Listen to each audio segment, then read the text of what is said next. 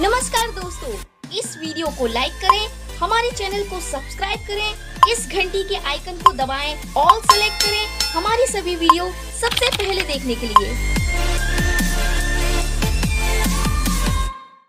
पिलामाने OJEE entrance 2024 बा 2024 पाई आवेदन रो शेष तारीख जोटा कि 15 मार्च थिला सेटा एक्सटेंड होईची 22 मार्च पर्यंत।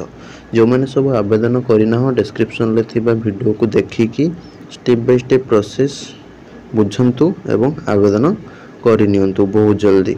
एवं करेक्शन जार अच्छी भूल किछि ताकू करेक्शन करिवे 23, 24 एवं 25 मार्च रे। ठीक अच्छे 23 तारीख, 24 तारीख, 25 तारीख करेक्शन करें। एग्जाम डेट तो तुम मैंने सब जान 6, 7, 8, 9 मे एगुड़ा सब एग्जाम तुम कंडक्ट होगा जाऊँगी।